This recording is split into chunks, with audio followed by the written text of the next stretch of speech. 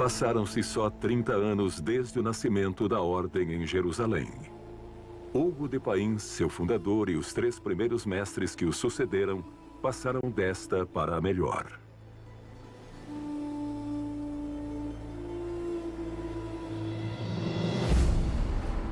Mas parece que nada pode deter o avanço do templo. Suas arcas transbordam de riquezas, seus cofres se enchem de relíquias e segredos, e suas fortalezas se multiplicam por toda a cristandade. Já não há fronteira onde não ondule o estandarte branco e negro do templo.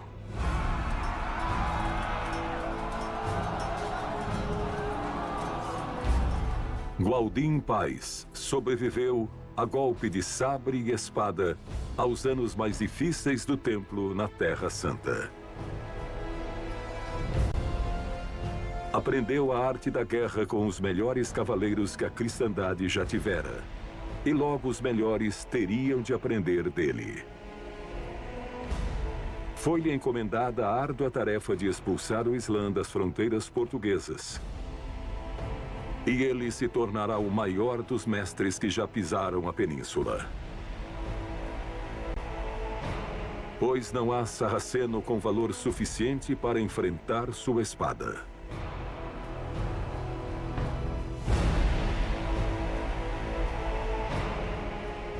A meia-lua guia os corações dos cavaleiros muçulmanos, e uma cruz protege o peito dos cristãos. E há não muito, um sábio árabe ousou dizer: os habitantes da Terra se dividem em 2, os que têm cérebro, mas não religião, e os que têm religião, mas não cérebro.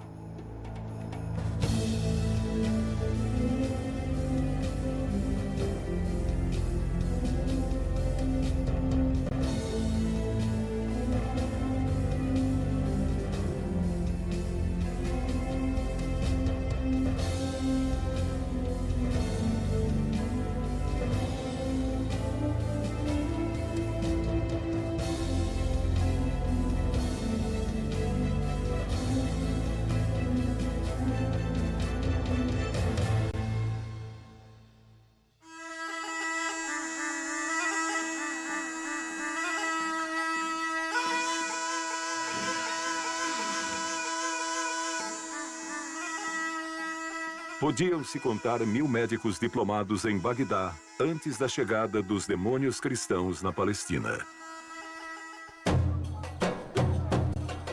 Existia um grande hospital que atendia sem cobrar de seus pacientes e vários bancos com sucursais em Al-Andalus e China. Uma fábrica de papel erguia-se no meio da cidade, enquanto os francos ainda usavam pergaminhos surrados. E suas ruas canalizavam a água, enquanto a peste inundava as cidades europeias. A capital do mundo estendia seus domínios desde a Síria até os Montes Pirineus, quando o já existente serviço postal trouxe as notícias das primeiras matanças de muçulmanos em Niceia e Jerusalém.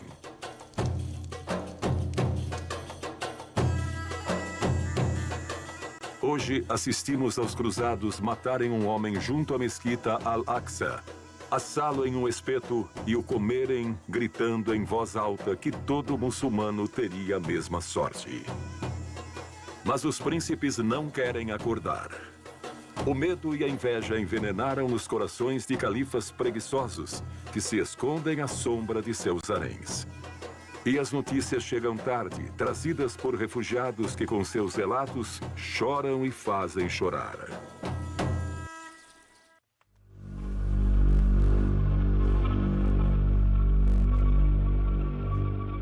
Essa desunião também imperava em Al-Andalus. Os cristãos estavam se apoderando da Península Ibérica.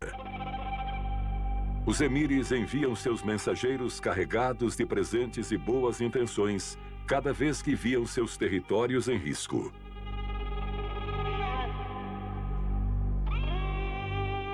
Beija o braço que não possa quebrar e roga a Deus que ele o rompa.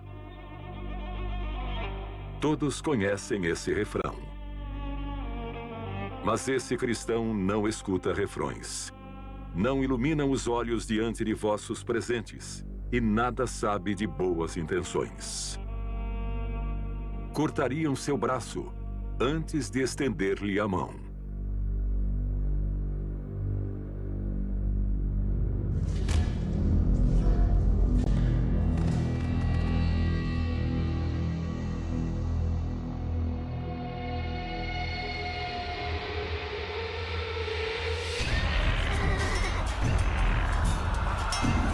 Foi aberto um fosso entre os povos que não voltará a se fechar. Quanto sangue vertido! Quantas donzelas formosas escondem o rosto envergonhadas entre suas mãos! Colecionais poetas, músicos e escravas formosas perfumadas em vossos palácios, enquanto vossos irmãos não têm mais moradia que a sela dos camelos e as entranhas de predadores. Ainda que quisessem despertar e acudir ajudando seus irmãos, esses califas eram totalmente incapazes. Nem sabiam por onde começar. O início das cruzadas marca a passagem do que se chama Alta Idade Média para a Baixa Idade Média. E que, conforme eu vejo, mais do que chamar Baixa Idade Média, poderíamos chamar isto de o despertar da civilização cristã.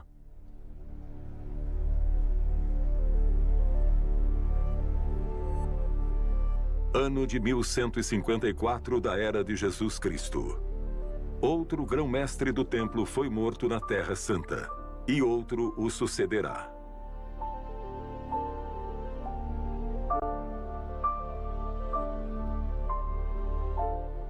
Dos 9 cavaleiros que fundaram a Ordem dos Pobres Cavaleiros de Cristo, apenas um ainda estava vivo: André de Montebar. Tu combatestes ao lado de Hugo de Pains. Sois o único que ainda pode admitir tal feito. Mas isso se foi já há quase 50 anos.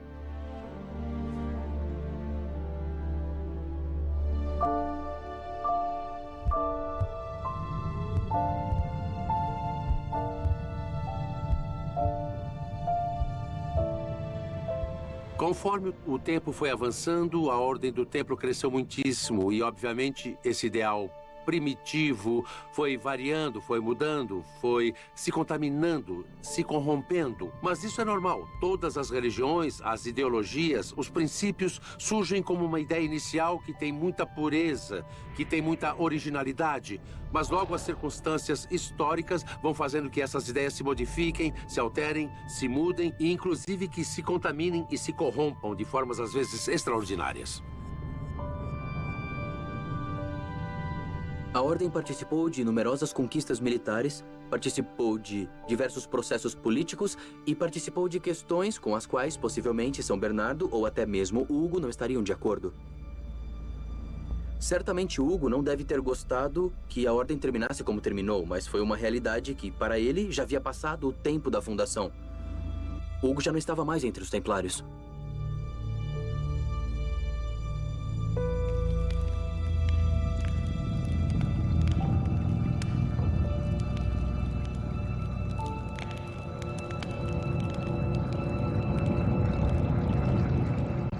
Não, Hugo já não está entre vós. E a Terra Santa é um maldito desastre governado por ineptos e ladrões, mais preocupados em conservar suas fortunas do que com o bem dos peregrinos. Mas tu não serás como eles, não é mesmo, Gualdin? Aqui em Portugal, os noviços continuaram respeitando seus superiores. Ao menos enquanto tu fores o máximo mandatário da Ordem, continuarão a fazê-lo.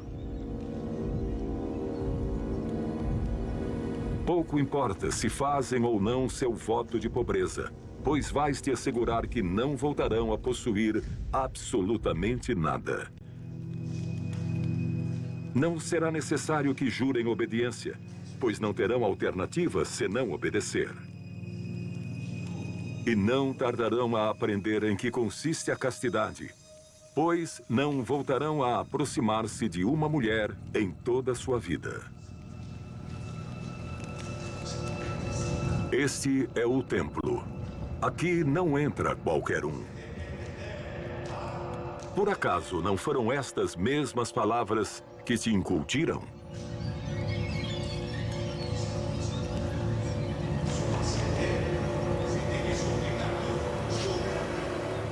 Não lhes darão um tapa para que não esqueçam. Se for necessário, receberão uma surra. Além das vezes se apodera da história, o mito, a fábula, além da especulação, o esoterismo tiveram um papel fundamental. A Ordem do Templo, apesar de ser uma organização que surge no seio da Igreja Católica, tem, sob certos aspectos de sua vivência e de sua prática, vestígios de cristianismo de outras origens, não exclusivamente católicos. Por exemplo, práticas daquilo que se chamava de oração mental. Digamos que é algo que poderia equivaler ao que hoje chamaríamos de yoga. Obrigarás a esses pobres desgraçados a cuspir sobre a cruz de Cristo Nosso Senhor, a urinar sobre ela, a maldizê-la. Eu vi a lápide sob a qual descansa teu corpo. O dia em que morreres, farás que esculpam sobre ela o teu nome. Lúcifer. Diga-me, Galdin, quando perdestes a cabeça? Lúcifer, se formos a um dicionário latim-português, quer dizer a estrela da manhã. E se quisermos fazer um estudo etimológico, Lucifer significa aquele que porta a luz, o que indica que ele deve ter recebido essa luz que vem do Oriente. Porque não é normal que na Idade Média se escrevesse em uma placa a palavra Lúcifer, porque poderia ser associada ao demônio. A palavra Lúcifer tinha muito impacto na Idade Média. Hoje em dia, qualquer pessoa pode ir ao Convento de Cristo e contemplar essa placa que Galdin fez erguer para si mesmo como Lúcifer. Dizia-se que os templários cuspiam na cruz ou nela urinavam para repudiar a figura de Cristo. Isto, em termos gerais, sempre foi rejeitado por todos os cavaleiros templários. E, inclusive, entre alguns deles que, ao que parece, podiam aceitar essa acusação, não fica muito claro de até que ponto faziam isso. Tinha gente que cuspiria, baseando-se no voto de obediência, procurando não acertar o crucifixo. E havia gente que, em virtude de ser cristão e um servidor de Deus, se negaria a fazê-lo. Outra hipótese era que, de fato, em alguns lugares, por decisão do comandante, requeria-se que os templários realizassem uma prática como essa, que para a época era abominável. Se o faziam, digamos, esta exigência aos cavaleiros templários, era porque se eles fizessem, se cuspiam, eram expulsos imediatamente da ordem. E se, pelo contrário, se negavam a fazê-lo, então haviam demonstrado seu valor e por isso podiam ingressar na ordem dos templários.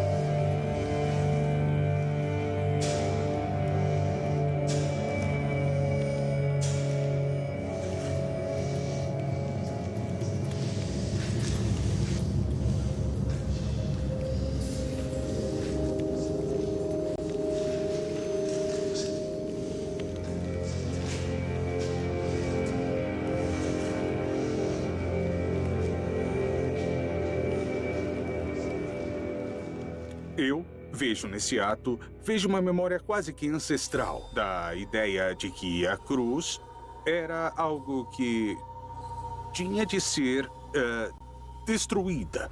Por quê? Porque a cruz não é um sinal de vida, é um sinal de morte. E como sinal de morte, deve ser destruída. Do mesmo modo que não se encontrará uma representação templária antiga de um Cristo crucificado. isto é algo que nos faz pensar. Como é que não havia um Cristo crucificado? Todos os Cristos estão vivos ou ressuscitados.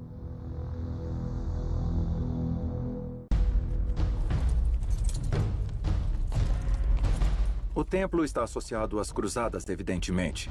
E todos sabemos que as cruzadas são um conjunto de fracassos. Conforme esses fracassos são cada vez mais reiterados e cada vez mais evidentes ao conjunto da cristandade, tais fracassos se associam a um dos agentes fundamentais das cruzadas na Terra Santa, que são os templários. Se a isso adicionarmos que o templo é uma ordem que, desde o princípio, alcança níveis patrimoniais e certo nível de certa consistência econômica, apresenta-se um problema às pessoas. Nós estamos alimentando uma instituição que é rica, que tem possibilidades, mas que não é capaz de cumprir a finalidade para a qual foi criada. Portanto, estamos diante de quê?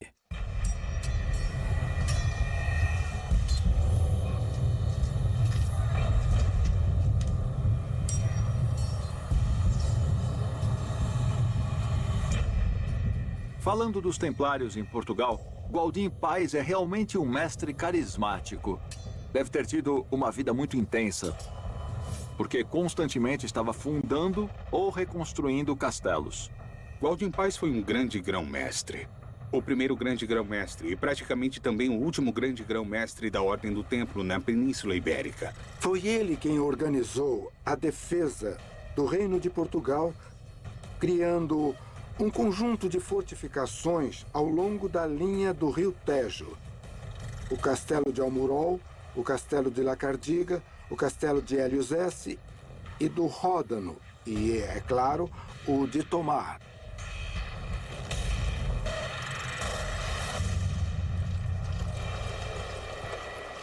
No ano da graça de 1162, construirás o Convento de Cristo e a cidade de Tomar. Um dos mais míticos enclaves da Ordem do Templo. Um lugar santo que o tempo jamais conseguirá destruir. A Ordem do Templo se organizava nas províncias. 9 províncias. E a Península Ibérica, exceto a Catalunha, era uma dessas 9 províncias. E o centro, a capital, era aqui em Tomar. E, portanto, o grão-mestre fosse de onde fosse, castelhano, ou português, ou leonês, tudo referente à Península Ibérica se decidia aqui. Poucos homens dentre os que te rodeavam haviam conhecido Jerusalém.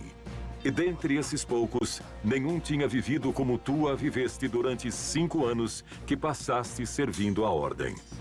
Estivesses demasiado próximo de muitos dos segredos inconfessáveis da Ordem Templária.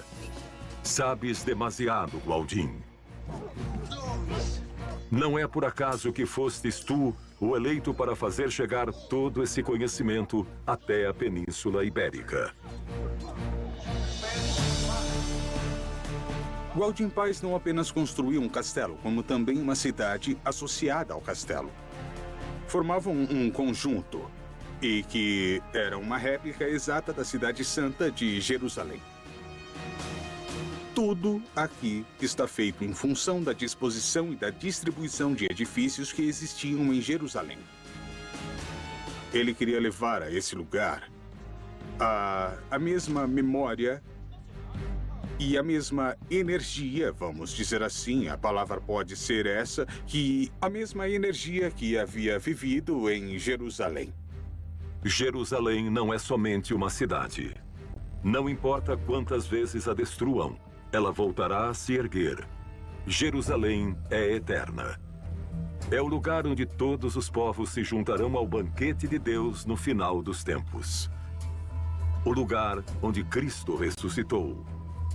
E o lugar de onde Maomé, o profeta, subiu aos céus. Portanto, Jerusalém se transforma em um lugar mágico, maravilhoso e sagrado para as 3 religiões monoteístas, muçulmanos, judeus e cristãos. Jerusalém não é só uma cidade física, é uma cidade espiritual. O lugar onde Deus, segundo as tradições do livro, se manifestou. E, portanto, uma cidade com uma carga, com uma energia que a torna uma espécie de polo terrestre. E este espaço particular poderia transmitir uma ascensão à verdadeira Terra Santa. A Terra Santa Celeste. Mas se Jerusalém é essa escada cujos degraus conduzem ao palácio do único Deus, o que é o convento de Cristo? Contam que abristes um poço escuro em seu leito e que os degraus não apontam para o céu, e sim submergem para as entranhas da terra. Até onde queres chegar, Gualdin? A qual demônio consagras tuas mais íntimas orações? O nicho, o lugar de oração dos Templários de Tomar, foi concebido como uma réplica exata da planta do Santo Sepulcro de Jerusalém. Assim, sei que não vos separareis do amor a Nossa Senhora. Sei que nesse nicho erguerão sua imagem e que a ela honrareis em vosso culto. Quem senão ela intercederá por vós, Templários, no dia em que acordais ante as portas? Quem, senão ela? Aquela que encerrou em suas entranhas a quem não cabe em todo o mundo, que segurou em seus braços ao que tudo sustenta, a que teve a seus cuidados o Deus que a todos cuida. Maria representa a pureza e é a nova arca da aliança, é a torre de marfim, o poço sagrado onde está toda a sabedoria, é a nova humanidade, é a mãe de todos os crentes, é a mãe da igreja. Proteja-nos na luta, pois és tu, Miguel, nosso arcanjo. Pois também nós empunhamos a espada, e junto de ti lutaremos no dia do juízo final. Permita-nos imitar-te. Permite-nos sangrar até expulsar os anjos caídos e o mal deste mundo. Toda a Sagrada Escritura é uma luta, não é? Contra o mal. A experiência do mal que todos nós temos. Esse mal é identificado como um elemento escuro que pode tomar diferentes formas. O arcanjo São Miguel é representado na iconografia, pisando na cabeça do maligno. O mal pode ter a figura de um demônio ou pode estar representado também como um dragão. O arcanjo São Miguel, no imaginário cristão, no momento, é o chefe dos exércitos angelicais.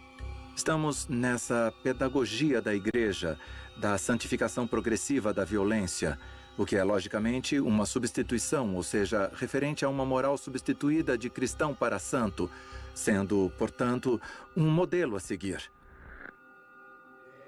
Muitas de vossas capelas consagram a imagem de Maria Madalena. Isso vai fazer que as línguas de muitos se desatem. É evidente que esse culto foi intenso em Portugal. Em muitas igrejas templárias existia um altar dedicado a Maria Madalena. O culto a Madalena é associado à ideia de que Jesus, como rabi, teria obrigatoriamente que estar casado. E se casou com quem? Bom, o texto bíblico, o texto evangélico, sobretudo, nos dá alguns indícios de que Madalena era a mais próxima, ou a primeira candidata a ser esposa de Jesus. Os templários beberam dessa tradição na origem e a trouxeram ao Ocidente, mantendo-a viva. Maria Madalena tem outro simbolismo importante. Cristo, como reformador, aceita em sua confraria mulheres.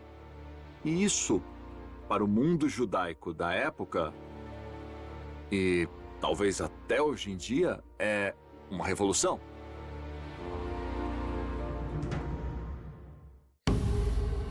Logo, ao alcançar o poder, a primeira coisa que faz um príncipe é dobrar o número de guaritas que velam por sua vida enquanto dorme. Sempre haverá alguém querendo usurpar-lhe o poder do mesmo modo sujo que ele fez. Não importa se esse príncipe é cristão ou muçulmano. Já não é necessário um exército para eliminar um de teus oponentes.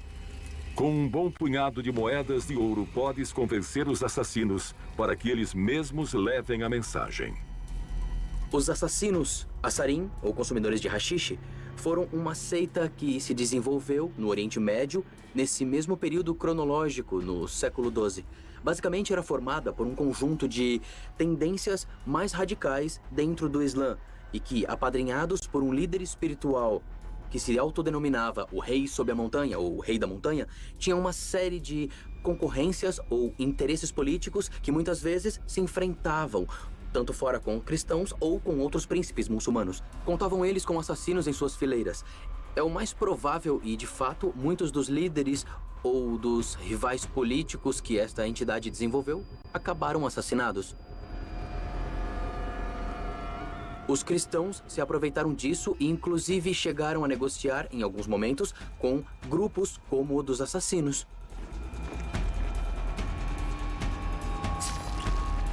Os templários, quando não podiam, tinham de pagar a Ordem dos Assassinos, a ordem muçulmana, correspondente à Ordem Templária Cristã, para proteger os peregrinos cristãos.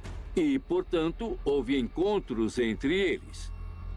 Há muitos que dizem que uma das intenções secretas dos templários era que os templários muçulmanos e cristãos dominassem o mundo cristão e o mundo árabe. Existe ainda um documento em que se anota um tributo que a cavalaria de Almud, ou seja, dos assassinos da montanha, pagariam impostos aos templários. Se eles pagavam impostos, é porque mantinham relações.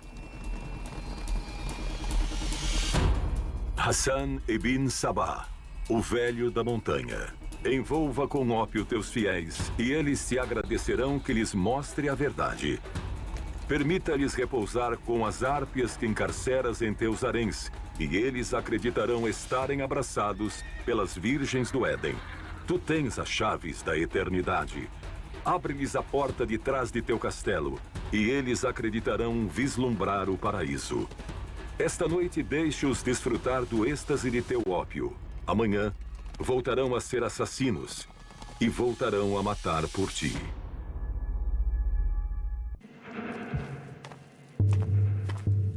As cidades cresceram ainda mais. Seus habitantes amontoaram-se nelas, respiraram o ar putrefato de seus pântanos e compartilharam suas águas com ratos e suas pulgas.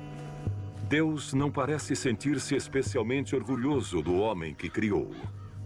Já não treme a mão na hora de castigar seus excessos.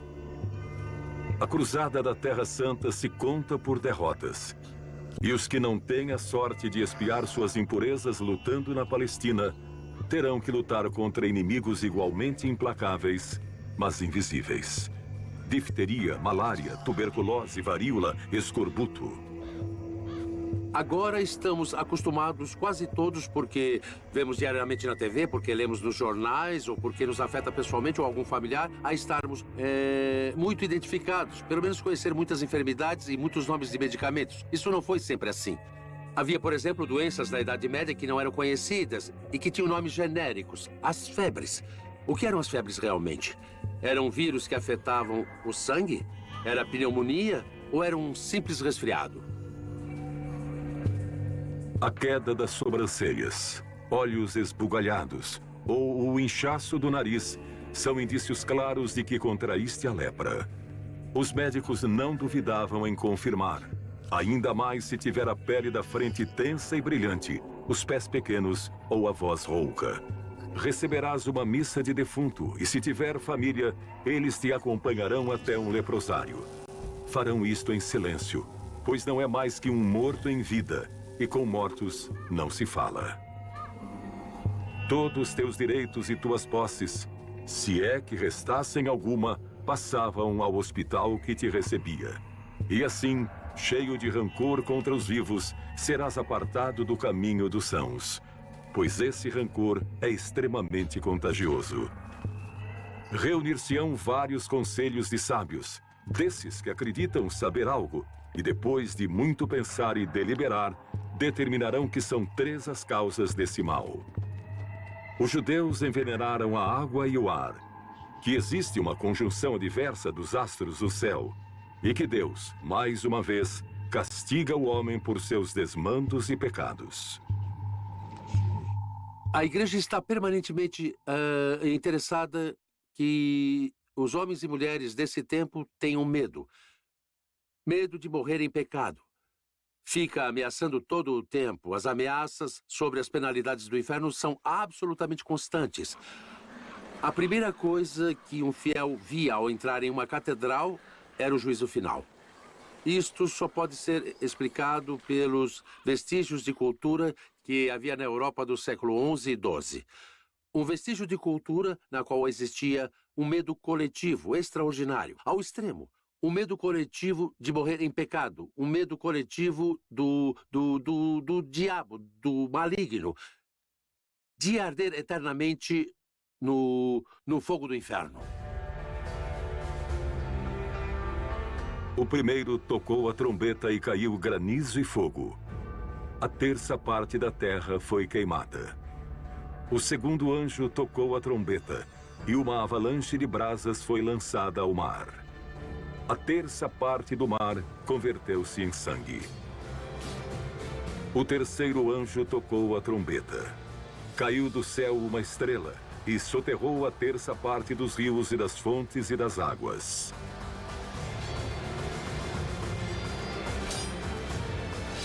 O quarto anjo tocou a trombeta e feriu-se a terça parte do sol, a terça parte da lua e a terça parte das estrelas. E o dia perdeu a terça parte de seu esplendor. Quando soou a quinta trombeta, gafanhotos se espalharam sobre a terra.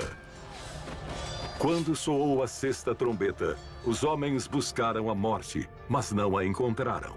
Desejavam morrer, mas a morte fugia deles. Quando o sétimo anjo soou a sétima trombeta, Miguel e seus anjos enfrentaram o dragão. Havia chegado tua ira e o momento de julgar os mortos e de dar a recompensa a teus servidores.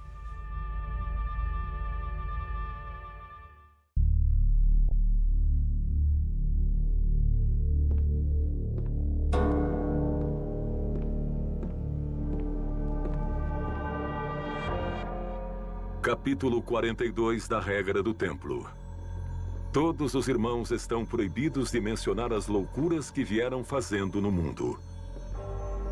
E os prazeres da carne com mulheres. E aquele que ousar a comentar qualquer dessas coisas, que o façam calar, para que não sirva o ouvido de teu coração a esse mentiroso. Capítulo 17. Não se dará aos irmãos licença para falar em público, senão por urgente necessidade. Vais te expor infalivelmente a pecar se mantiveres a boca aberta. E é por isso que não permitiremos nem palavras inúteis, nem zombarias. Capítulo 71. Evitareis as intrigas como se fossem a peste. Permitia-se que se fizessem solicitações pontuais em voz baixa, para não atrapalhar o irmão que estivesse lendo textos sagrados. O templário é um soldado e tem que estar bem alimentado, e você tem que ter certeza de que ele se alimentou bem.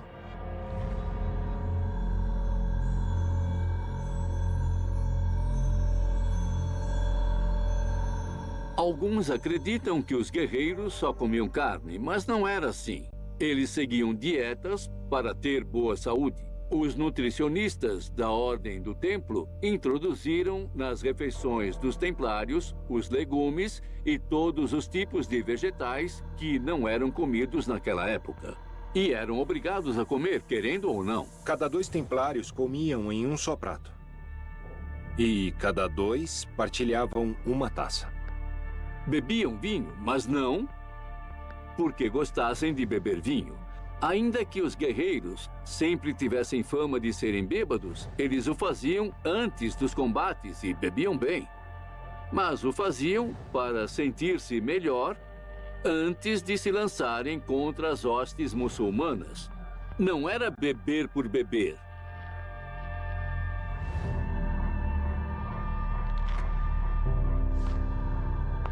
Capítulo 70 da regra do templo.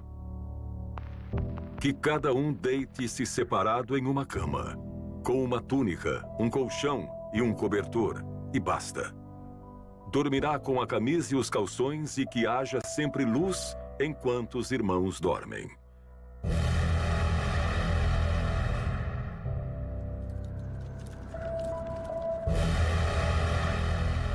Acabada a ceia, tomou o cálice e o passou a seus discípulos, dizendo: Tomai e bebei todos dele, porque este é o cálice de meu sangue, o sangue da aliança nova e eterna, que será derramado por vós. E esse cálice seria o recipiente em que José de Arimateia recolheria o sangue e a água emanados da ferida aberta no peito de Cristo no dia de sua crucificação. Seria o cálice que Jesus, já ressuscitado, ordenaria custodiá-lo nas Ilhas Britânicas. Será o sangue real que marca a descendência direta de Cristo Nosso Senhor desde o ventre de Maria Madalena. Será o mesmo que uma dinastia de guardiães manterá a salvo e escondido para sempre. Será uma pomba, um raio de luz, uma pedra. Uma pedra trazida dos céus por anjos naturais, e essa pedra tem a propriedade da fênix, ou seja, tudo que se colocar sobre essa pedra renasce. Fosse o que fosse, eu creio que o Graal não é algo físico, mas que é um estado de consciência que, quando o cavaleiro alcança, se transfigura. Apenas 3 dos cavaleiros de Arthur chegariam a contemplá-lo: Percival, Galahad e Bors. Percival não dormirá 2 noites no mesmo albergue. Quando tiver novas de um cavaleiro que vale mais que outro, ou que outros 2, não se absterá de ir lutar com ele. Dedicará sua vida à busca do Graal, perderá a memória e se esquecerá de Deus. Galahad chegará a tocá-lo, mas somente o mais puro dos cavaleiros poderá alcançar o Graal. Aquele que se mantenha casto até o fim dos dias, pobre, obediente e humilde. Os templários, digamos, reanimam uma tradição guerreira europeia e se associam, ou são associados, às histórias da Távola Redonda, ao mítico rei Arthur, que teria vivido pelo século VI depois de Cristo, e as histórias do Graal.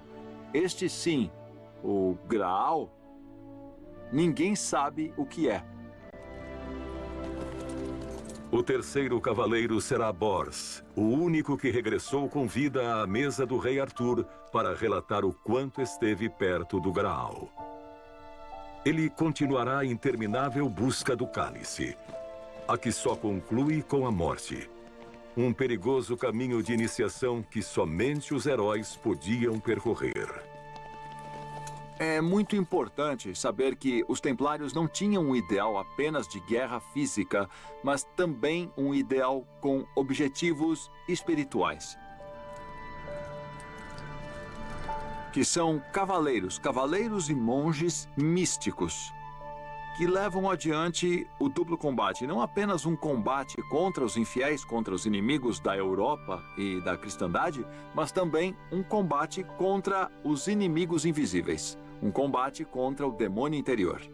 Era um homem que, no fundo, havia se impregnado do espírito da Távola Redonda, dos cavaleiros do rei Arthur. Ele adotou os valores da cavalaria de defender aos demais, os fracos, os velhos e as mulheres, e que, apesar de não terem nada e apenas servirem a Deus e à sua fé, eram guerreiros fantásticos. Bors, o Desterrado. Suas aventuras o levaram até a Terra Santa. Lá, lutará e morrerá como cruzado. Não sem antes relatar toda a história do Santo Graal a um tal Hugo de Payns.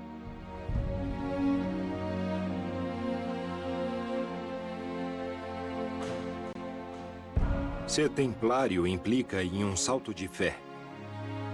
que hoje em dia não poderia ser dado. Estamos falando de um nível de sacrifício que hoje em dia ninguém daria. Um templário consagrava a própria vida a um propósito que transcendia ao disposto na Terra.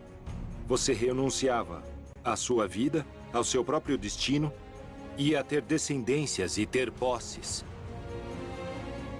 Você se entregava por convicção própria a um propósito maior. É um passo muito difícil de dar e é preciso ter ou as ideias muito claras ou uma grande convicção para dizer, apesar de tudo, vamos com ele.